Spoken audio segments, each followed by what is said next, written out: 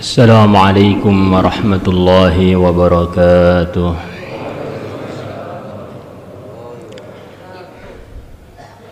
نحمده ونصلي ونسلم على رسوله الكريم وعلى آله وصحبه أجمعين. أما بعد، فإن الدين عند الله الإسلام، من اعتز به فقد عز، ومن اعتز بغيره فقد ضل. من استضاء بنوره هدي إلى صراط مستقيم، ومن استضاء بغيره فقد أخطأ سواء السبيل. دين ضمن لمن اتبعه وطبقه القيادة والسيادة والسيطرة والعز والفوز والفلاح في الدنيا والآخرة. فقد قال في كتابه الكريم: ولا تهنوا ولا تحزنوا وأنتم الأعلون إن كنتم مؤمنين. وقال تعالى: يهديهم ربهم بإيمانهم تجري من تحتهم الأنهار في جنات النعيم دعواهم فيها سبحانك اللهم وتحيتهم فيها سلام وآخر دعواهم أن الحمد لله رب العالمين.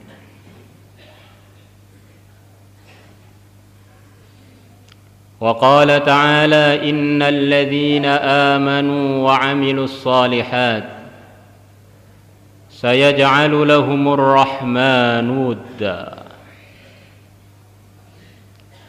وقال تعالى: الذين آمنوا ولم يلبسوا إيمانهم بظلم أولئك لهم الأمن وهم مهتدون. Teman-teman semua, akramakumullah, rahimakumullah.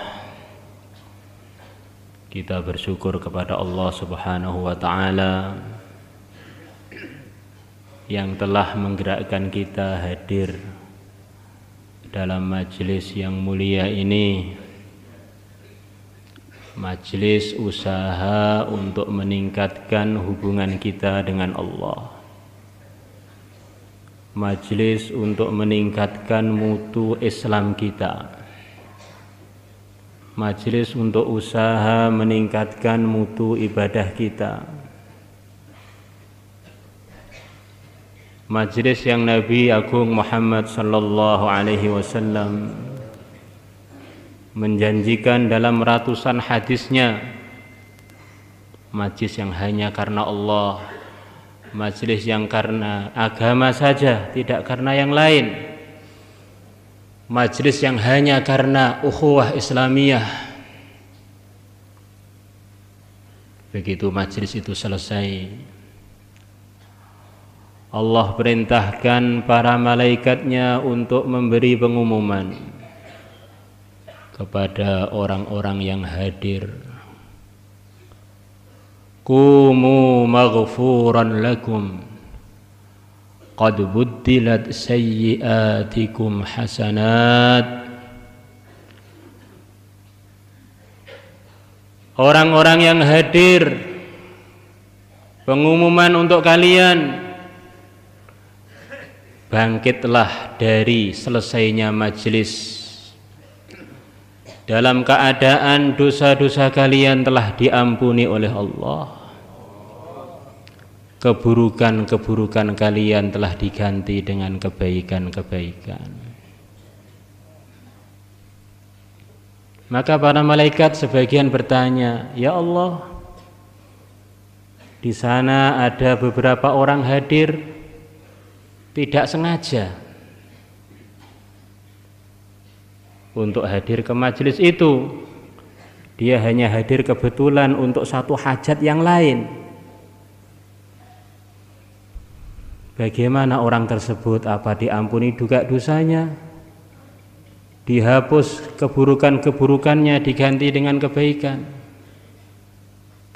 Allah berfirman, orang yang duduk karena agama tadi, siapapun yang ikut duduk dengan mereka tidak akan celaka, akan ikut untung juga.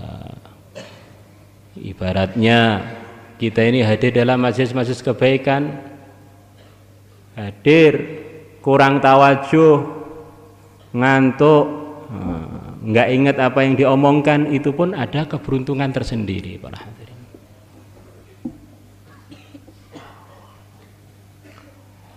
Kita bersyukur kepada Allah Subhanahu wa ta'ala yang telah memilih kita menjadi orang yang iman, orang yang Islam. Nikmat yang begitu besar, seumpama seluruh nikmat dikumpulkan menjadi satu, tidak bisa dibandingkan mahalnya, harganya dengan nikmat iman dan Islam. Kita syukuri, kita sebut lagi, kita omongkan lagi, kita dengar lagi bahwa nikmat iman, nikmat Islam adalah nikmat yang terbesar. Tidak ada yang lebih besar melebihi nikmat ini. Karena maknanya kalau orang iman, orang Islam, dan dia mati dalam keadaan membawa iman, membawa Islam, maknanya dia tinggal menunggu panggilan untuk jadi raja di surga. Dinikahkan dengan bidadari-bidadari di sana. Bidadari yang kalau meludah di laut, seluruh lautan akan menjadi lebih manis melebihi madu. Bagaimana kalau yang diludahi suaminya? Jadi es krim nanti.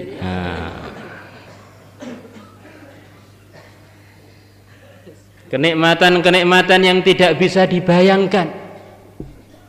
Di sana ada kenikmatan-kenikmatan yang tidak bisa dibayangkan dan tidak pernah terbayangkan.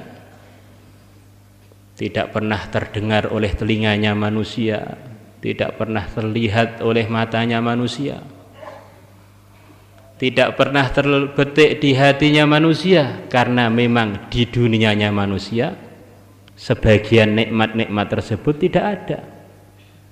Fiha ma la 'ainun ra'at wa la udhunun sami'at wa la khatara 'ala qalbi bashar.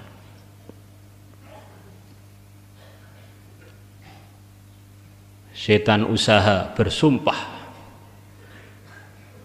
iblis bersumpah di hadapan Allah, dia akan menggoda orang-orang iman, orang-orang Islam dari depan, belakang, kiri, kanan, biar dia tidak bersyukur atas nikmat ini. Kalau orang sudah enggak bersyukur diberi nikmat, maka dia tidak akan merawat nikmat tersebut. Seperti ada orang diberi sepeda motor mahal oleh orang tuanya, tapi dia tidak menghargai pemberian orang tuanya itu, maka dia malas untuk merawatnya, malas untuk memeliharanya, malas untuk mencucinya. Dia tidak bersyukur. Dibelikan sepeda motor begitu mahal, Ducati, yang harganya 500 juta.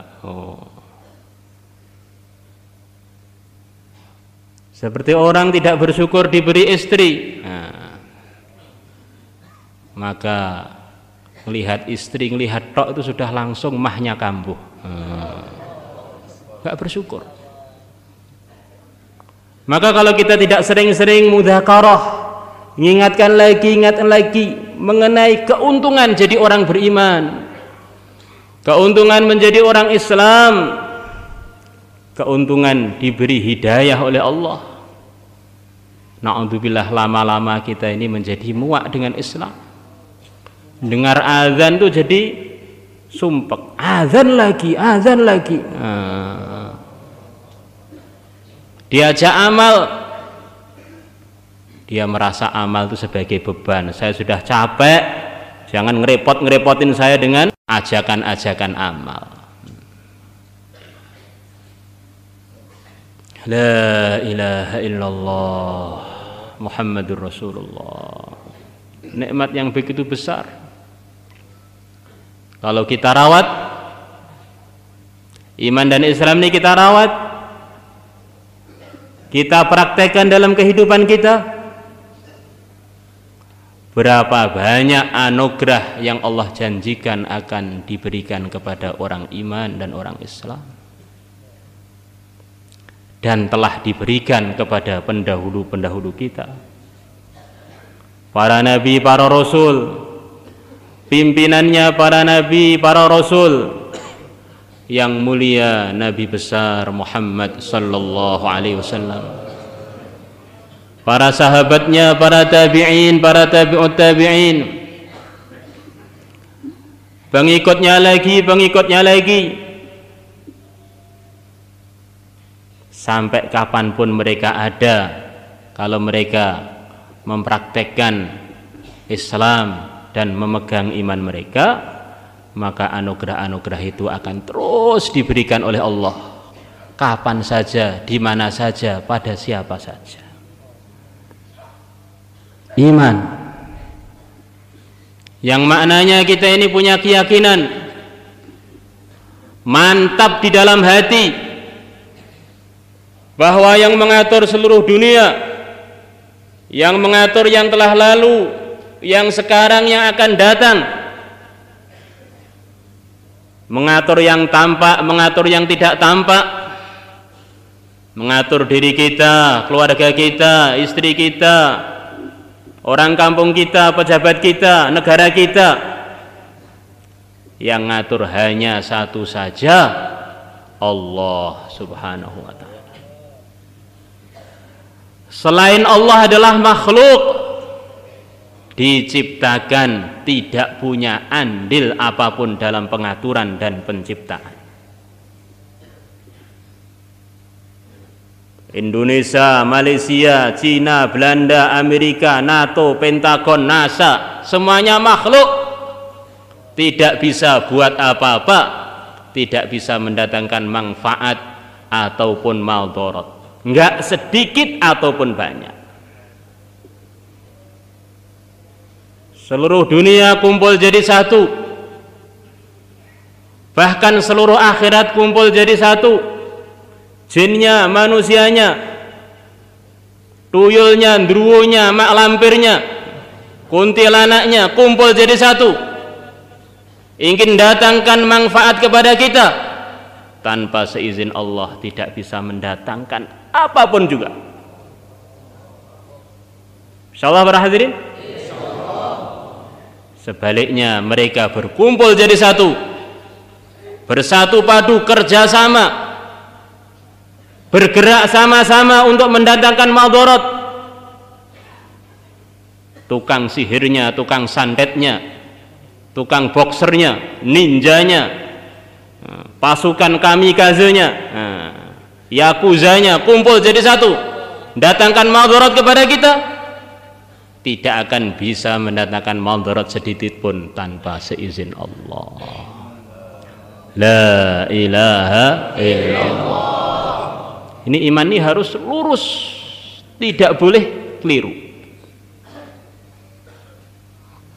Kekeliruan di dalam iman tidak bisa ditambal oleh amalan kebaikan apapun, para hadirin.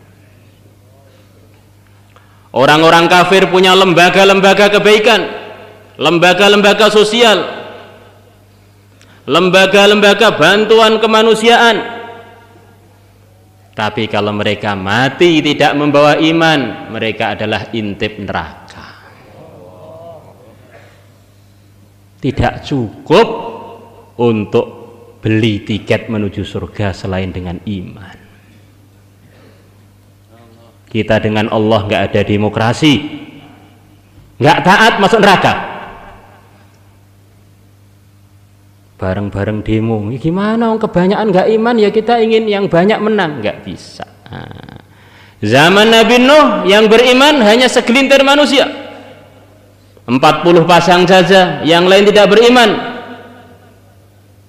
Semuanya tidak diizinkan tinggal oleh Allah di bumi. Minggat sana, mati semua, sak cindil abangnya tidak tersisa walaupun satu. Rabbi la tadhar alal ardi minal kafirina dayyara innaka in tadharhum yudillu ibadak wa la yalidu illa fajiran kaffara.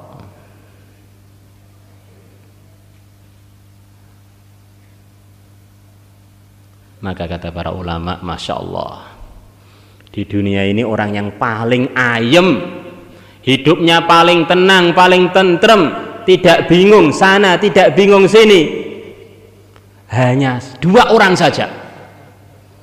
Yang pertama orang yang imannya lurus, imannya kuat, dia paham sebetulnya makhluk-makhluk ini hanyalah seperti boneka-boneka. Yang ada adalah antara saya dengan Allah. Kalau Allah sudah membela saya, melindungi saya, menyelamatkan saya, sudah beres masalah saya. Tapi sebaliknya, kalau Allah tidak menolong saya, membela saya, menyelamatkan saya, semua makhluk menjadi pendukung saya, tidak ada manfaatnya untuk saya. Man faqadallaha faqada kulla syai' wa man wajadallaha wajada kulla syai'. Akhirnya tentrem, lihat makhluk itu nggak salah paham. Yang penting saya sudah baik dengan yang menggerakkan, beres. Keluarga yang menggerakkan siapa? Allah. Suasana yang menciptakan siapa? Allah. Diri kita yang menciptakan siapa? Allah. Maka ada masalah-masalah, hakikatnya hajat kita kepada Allah saja. Akhirnya nggak bingung, langsung ada masalah kepada Allah. Salat. Kana Rasulullah sallallahu alaihi wasallam idza hazabahu amrun fazi'a ila shalah. Nabi mencontohkan kepada kita, ada masalah-masalah, salat, minta kepada Allah. Makhluk itu nggak bisa beri apa-apa para hadirin, nggak manfaat, nggak mautorat.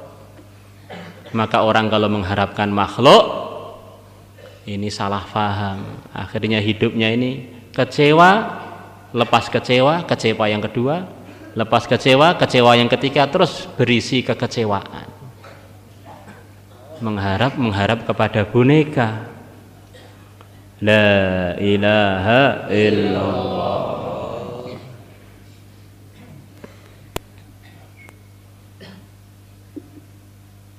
Kemudian yang kedua yang tenang itu karuan orang yang nggak punya otak, orang gila para hadirin, nggak karuan, nggak paham.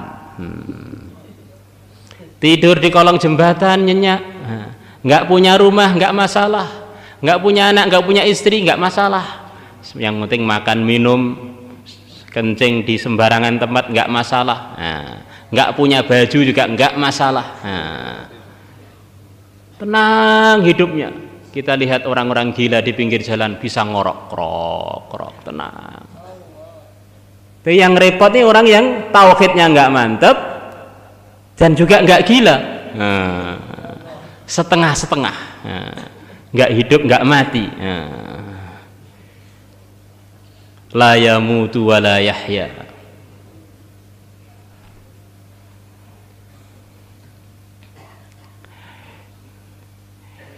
Hidup tidak bermutu, mati menghabiskan biaya. La ilaha illallah. Ini stres, perasaannya makhluk ini bergerak sendiri-sendiri. Pimpinannya bisa memutuskan nasibnya, keluarganya bisa memusingkan dia, teman-temannya, perasaan dia bisa mendatangkan manfaat dan madarat kepada dia. Akhirnya hari-hari hidupnya ini antara berharap dan antara takut kepada makhluk. sebagian dia harap, sebagian dia takuti. Akhirnya lama-lama nggak kuat. Selama otaknya masih di kepala dia nggak kuat. Akhirnya cari solusi, bagaimana otak saya ini bisa kosong dari pikiran-pikiran. Akhirnya minum oli, para hadirin. Minum oli, minum solar, minum Pertamax Plus. Pusing. Maka yang mulia Nabi besar Muhammad SAW dan para anbiya sebelumnya mengajak kepada manusia ajakan yang pertama kali, ajakan yang sama, luruskan keyakinan, karena ini adalah asas orang bersikap, orang memandang, orang memutuskan. Semuanya dipengaruhi oleh keyakinan yang ada dalam hati dia.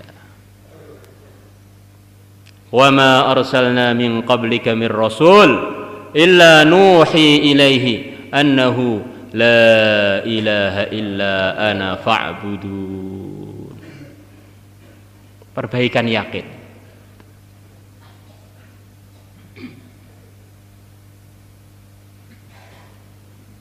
Orang ini kalau yakinnya benar, akhirnya amalannya benar.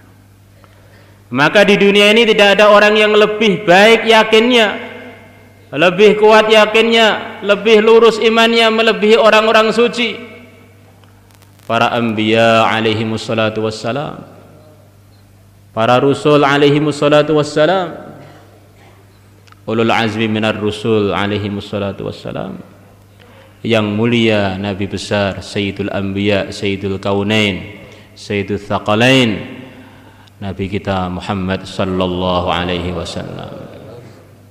Maka tidak ada orang yang lebih kuat imannya melebihi mereka, tidak ada yang lebih lurus amalannya melebihi mereka.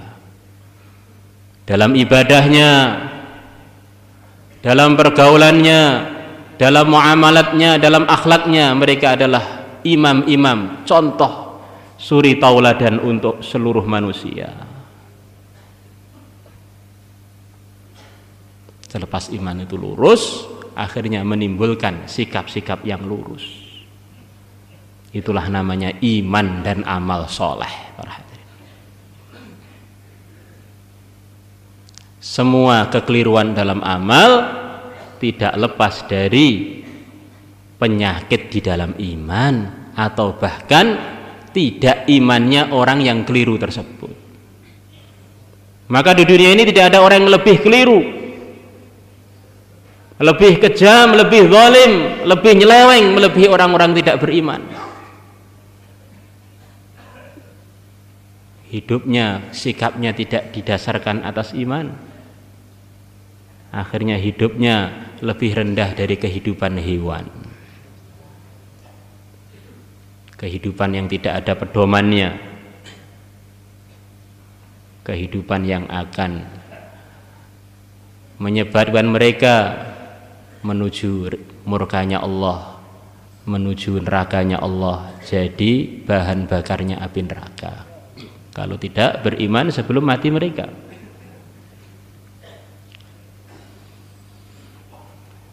Yang mulia Nabi besar Muhammad sallallahu alaihi wasallam menyampaikan kepada kita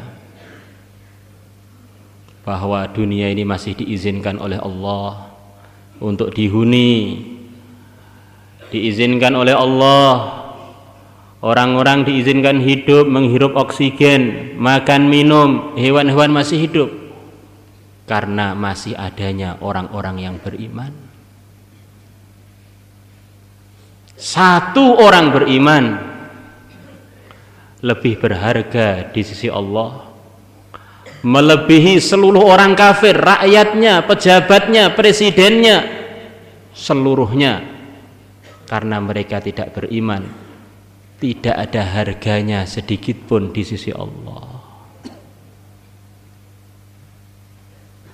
Para hadirin, seumpama di dunia ini isinya orang kafir, semuanya orang kafir, baik-baik semuanya,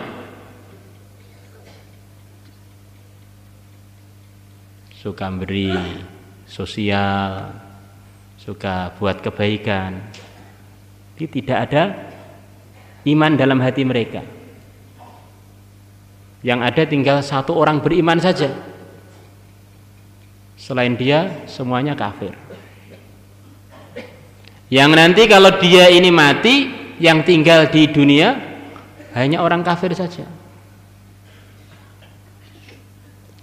Maka begitu nanti dia mati, seketika itu juga dunia tidak diizinkan ditinggali oleh orang kafir oleh Allah, langsung kiamat berarti. Satu orang yang beriman lebih mahal dari seluruh dunia yang dipenuhi dengan orang-orang kafir. Maka Allah mengingatkan kita ini jangan rendah diri, jangan susah. Kita ini orang-orang yang tinggi derajatnya kalau kita punya iman.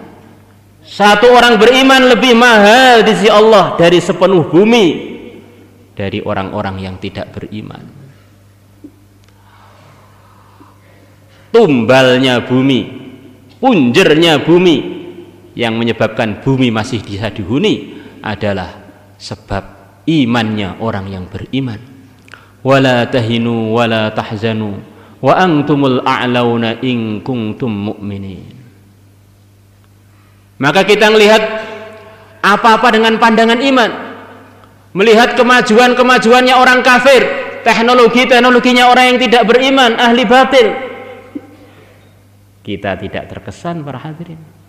Mereka itu numpang pada kita para hadirin. Makannya numpang pada kita, minumnya numpang pada kita, hidupnya numpang pada kita, orang-orang beriman. Masa yang ditumpangi malah takjub dengan yang menumpangi? Ini namanya kebalik dalam berpikir para hadirin. Masa yang beri nafkah, yang jadi asbab datangnya duit, datangnya kehidupan, datangnya oksigen, sebab dunia masih bisa ditanami, dunia masih bisa dihuni, pabrik-pabrik masih berjalan, dia minder dengan orang-orang yang numpang pada dia. Maka pentingnya mudzakarah iman para hadirin. Rib'i ibnu Amir radhiyallahu anhu, sahabat yang begitu miskin tapi punya iman kuatnya melebihi gunung Lawu, kokoh tidak tergoyahkan. Beliau datang ke negeri Persia, negeri superpower waktu itu, negeri yang sudah menguasai dunia, menguasai politik dunia lebih dari 1000 tahun atau bahkan 2000 tahun atau bahkan 3000 tahun.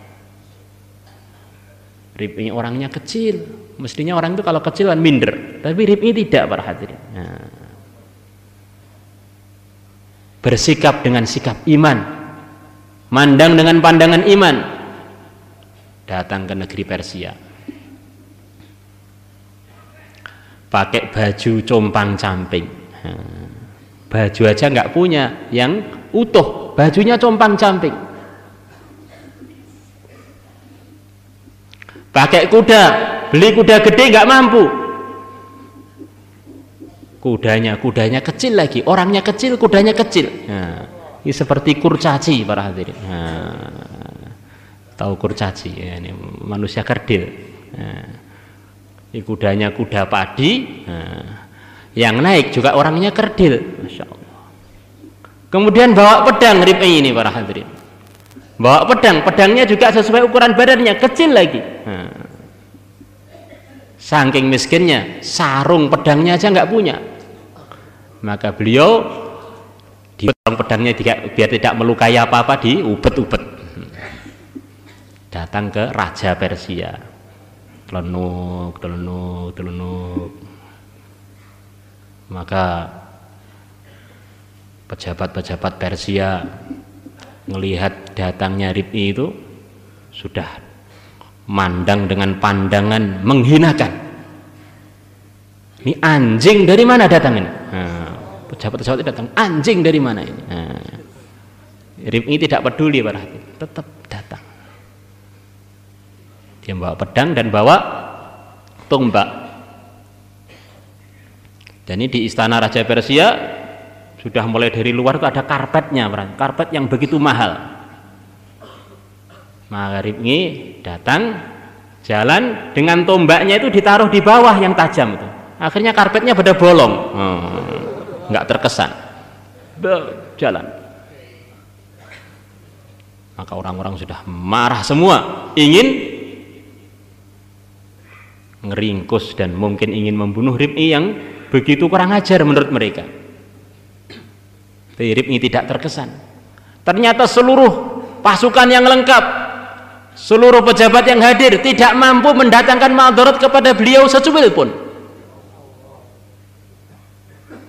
Terakhir beliau memarkir kudanya di salah satu kursinya raja, yang kursinya dilapis dengan emas. Dianggap ini seperti bambu gitu aja, nggak terkesan. Nah, ini cocoknya emas dengan bambu sama aja, sama-sama makhluknya. Nah, tidak bisa mendatangkan manfaat dan madarat. Nggak laku di akhirat emas itu. Nah, kayu nggak laku, bambu nggak laku, emas juga nggak laku. Yang laku hanya agama saja, para hadirin. Beliau bilang dengan perkataan yang masyhur,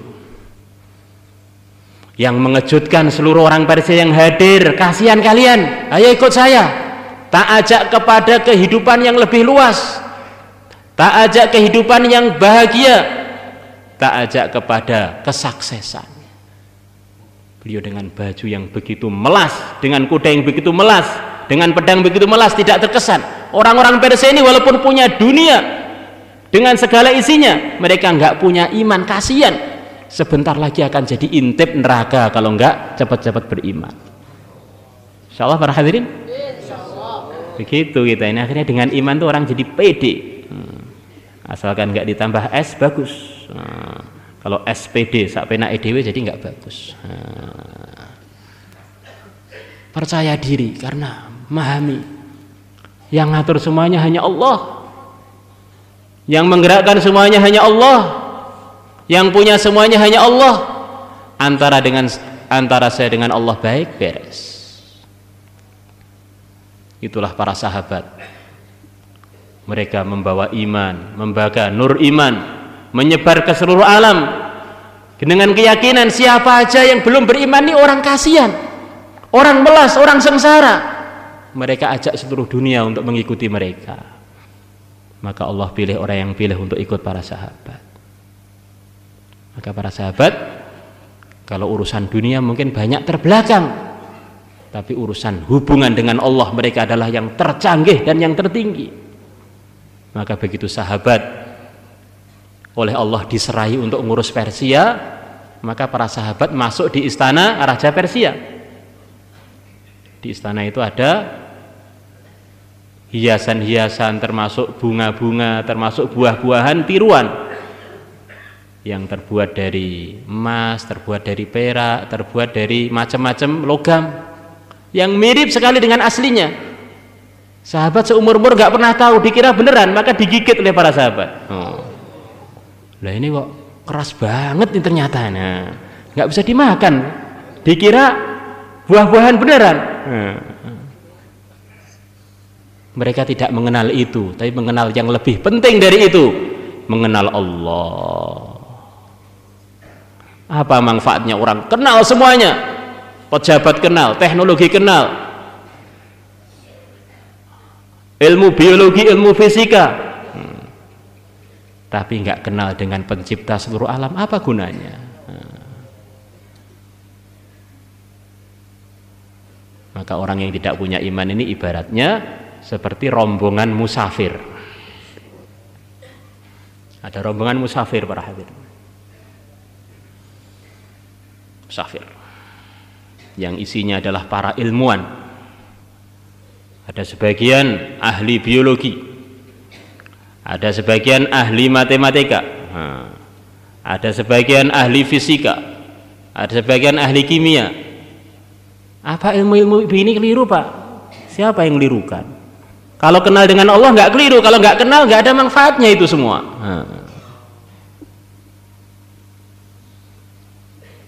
Yang lain ada yang raja, yang lain ada pendekar sakti mandraguna.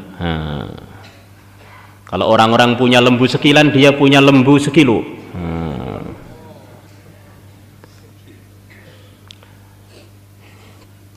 Maka musafir itu berangkat yang dikepalai oleh seorang nahkoda dari Temboro.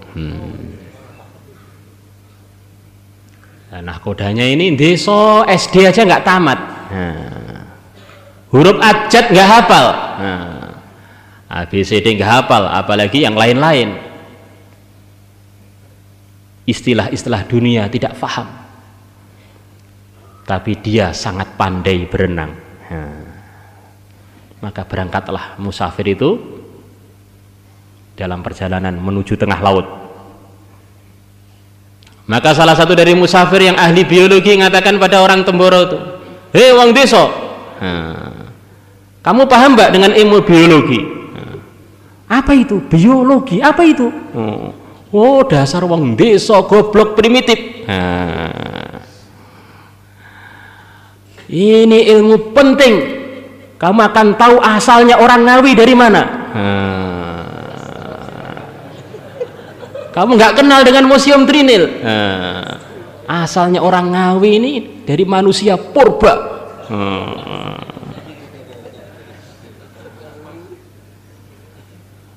Wah, saya nggak paham Kang, apa itu? Maka yang ahli fisika bilang, "Mbah, wong Boro ini tahu ndak mengenai fisika?" "Apa fisika? Apa itu kuwi?" "Oh, ora ngerti. Iki kena nggo gawe mercon, Mbah." "Mercone malah berbeki wong to le." Goblokmu kok sempurna temen to, Mbah? Semuanya ngolok-ngolok dia. Yang ahli fisika, ahli kimia, ahli biologi, ngolok-ngolok dia semuanya. Maka wong desa tadi bilang, "Awas, nanti kalau sampai tengah lautan mau tak balas." Bener. Sampai tengah lautan tiba-tiba datang ombak yang begitu besar, mengombang-ambingkan seluruh musafir. Maka mereka ketakutan, pada nangis, "Mbah, kok nek ndelep piye, Mbah? Bagaimana kalau tenggelam kita ini?"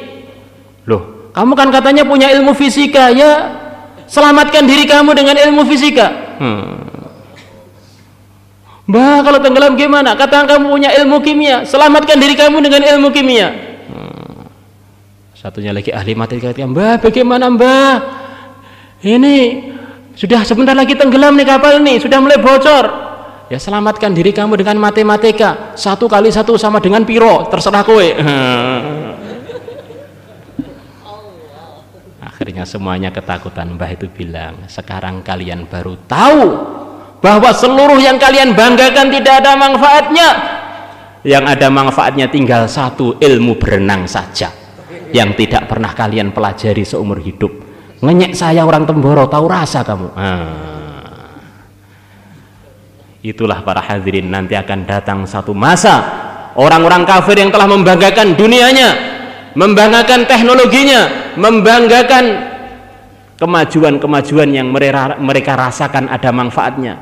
Begitu datang malakul maut, malaikat Israel, maka mereka terkejut, ternyata semuanya nggak ada manfaatnya. Yang ada manfaatnya tinggal iman saja para hadirin. Insyaallah para hadirin. Jadi orang iman tuh yang semangat, jangan ngantuan.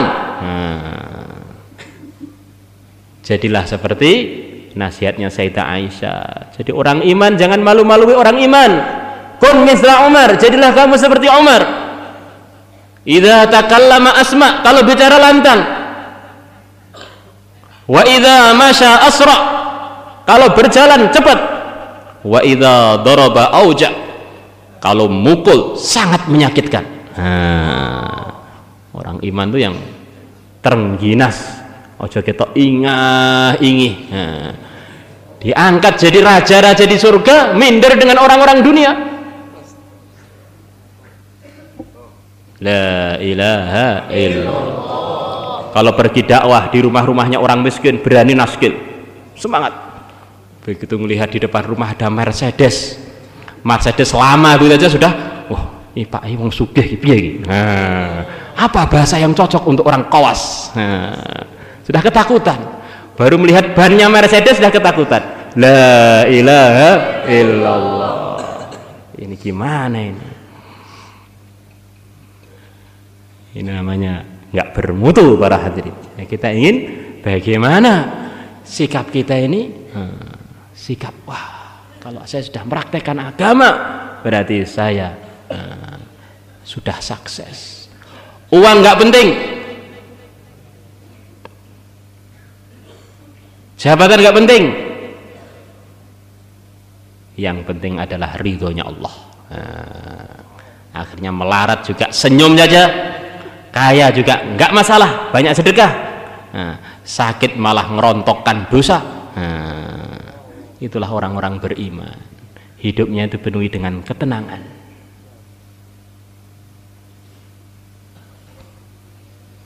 Alladzina amanu wa tatma'innu qulubuhum bi dzikrillah, ala bi dzikrillah tatma'innul qulub.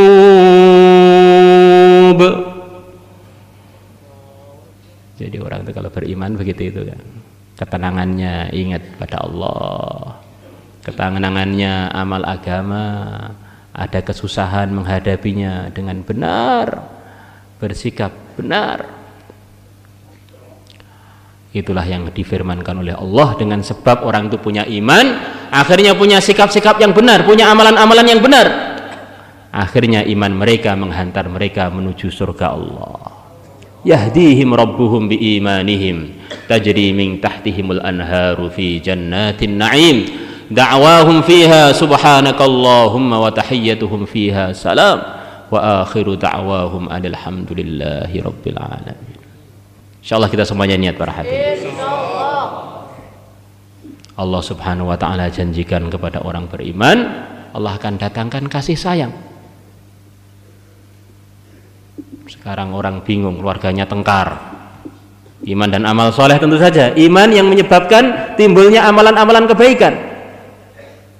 Kalau iman dan amal ini wujud, di antara anugerah Allah yang akan diberikan, Allah akan datangkan kasih sayang. Suami istri kasih sayang, anak dengan ayah kasih sayang, raja dengan rakyat kasih sayang, antar suku kasih sayang, lain suku kasih sayang. Berapa banyak perpecahan terjadi di suku Quraisy, berapa banyak perpecahan terjadi di Yasrib, di Madinah Al-Munawwarah. Ratusan tahun terjadi pertengkaran, pertempuran, perseteruan, semuanya terangkat dengan sebab datangnya iman dan amal. Innal ladzina amanu wa 'amilus shalihat sayaj'alu lahumur rahmanu wudda. Yang mulia Nabi besar Muhammad SAW, setiap sebelum beliau sholat jamaah dengan para sahabat, beliau mengatakan, hai para sahabat, luruskanlah saf-saf kalian, Allah akan datangkan kerukunan, Allah akan datangkan pimpinan-pimpinan yang adil. Nabi mengajarkan kepada umat, selesaikan seluruh masalah dengan iman dan amal yang benar. Sekarang orang banyak berharap datang macam-macam kebaikan pada umat, tapi masjid-masjid masih pada kosong para hadirin. Bukan hanya sofnya bengkok, sofnya belum ada para hadirin. Akhirnya ngelamunnya umat itu terlalu panjang, maka perlu cepat dibangunkan dari lamunannya. Masjidnya cepat diramaikan, amalannya cepat ditata, nanti semuanya akan tertata. Seperti cerita Abu Nawas itu para hadirin.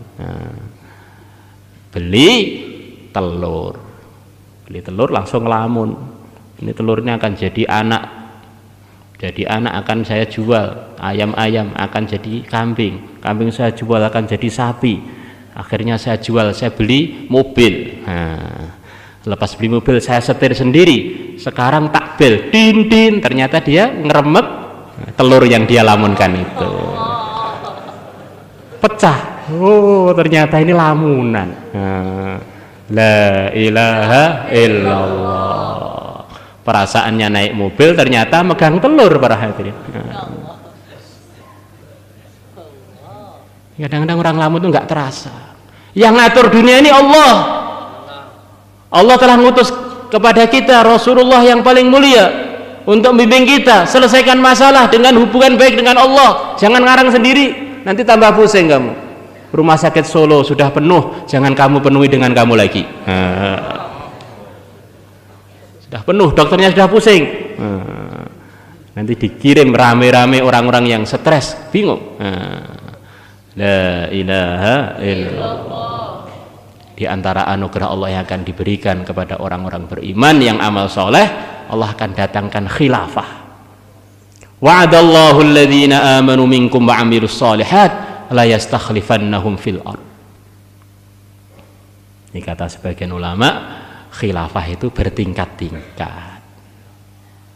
Pertama kali, kalau orang itu imannya benar, amalannya benar, diberi kemampuan oleh Allah untuk mengatur dirinya sendiri. Para hadirin, orang itu kalau nggak beriman, ngatur dirinya itu nggak punya pedoman. Para hadirin, mau diapakan diri saya ini? Bingung. Kita lihat kehidupan orang-orang tidak beriman, bingung ngatur dirinya. Ada yang hidungnya dibolong, lidahnya dibolong, kupingnya dibolong, nggak karu-karuan. Ada amir tato seluruh dunia, para hadirin. Mulai muka sampai kaki ditato semua, diblonteng-blonteng seperti tekek, para hadirin. Malah lebih gantengan tekek dari dia. Wah, bentuknya ngeri. Mungkin kuntilanak pun kalah ngeri dengan dia. Jadi orang itu kalau nggak ada iman tuh bingung, ngatur dirinya mau diapakan tuh bingung. Mau kemana, mau apa, bingung. Mungkin sebagian punya kenalan-kenalan orang yang belum beriman. Masya Allah, kasihan hidupnya. Dia ingin cari kepuasan, bingung. Ingin cari kebahagiaan, bingung. Gimana pedomannya, gimana caranya? Maka kita lihat sejarah. Orang iman waktu di Mekah mungkin ditindas, mungkin diuber-uber, sebagian disiksa. Tapi mereka dalam bimbingan yang mulia Nabi besar Muhammad SAW bisa mengatur amalan diri mereka. Amalannya tetap lurus, tidak terpengaruh dengan suasana dan keadaan, tidak terpengaruh dengan kekufuran-kekufuran yang ada, tidak terpengaruh dengan siksaan-siksaan. Mereka punya pegangan hidup dengan sebab iman dan amal mereka. Nanti kalau imannya ini meningkat, orang iman akhirnya diizinkan oleh Allah untuk ngatur jamaah. Maka Nabi dengan para sahabat istiqomah dalam usaha iman, dan akhirnya Allah pilih orang yang pilih di Mekah selama 13 tahun. Akhirnya Allah buka Madinah, 1.500-an orang, mereka berbondong-bondong masuk Islam. Maka Nabi dalam tahun ke-14 selepas bi'tsah, selepas beliau diutus, diperintahkan hijrah ke Madinah. Orang iman mulai mengatur orang beriman. Asalnya ngatur dirinya sendiri mampu, akhirnya Allah beri teman-teman, akhirnya sama-sama berjamaah. Jamaah orang-orang yang diridhai oleh Allah.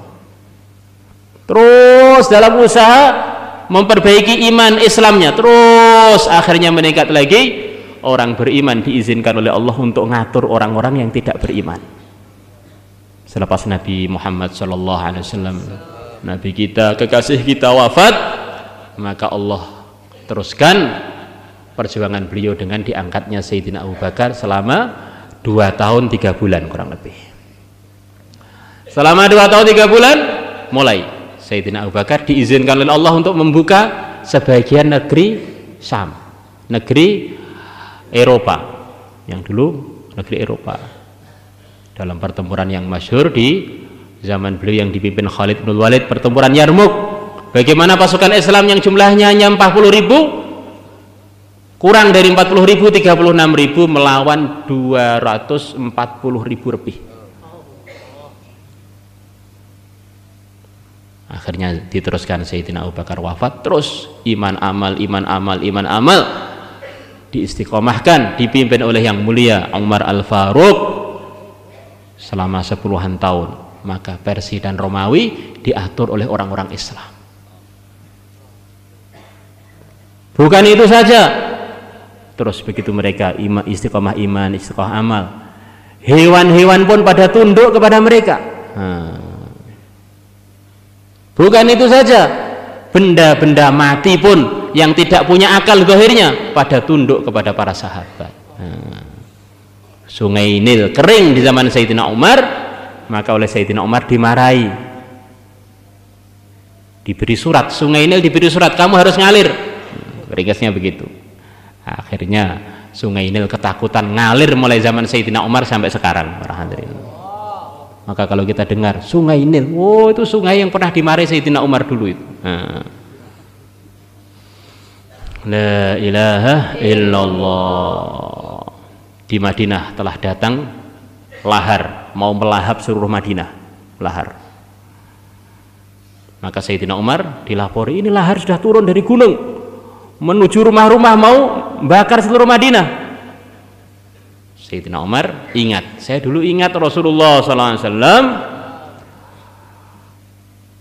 ketika Tamim Ad-Dari mendatangkan lampu-lampu di Masjid Nabawi waktu tahun 9 Hijriah kurang lebih.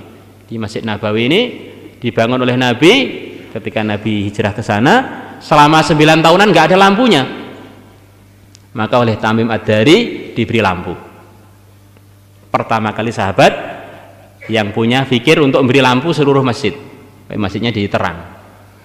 Maka Nabi senang dengan fikirnya si Tamim.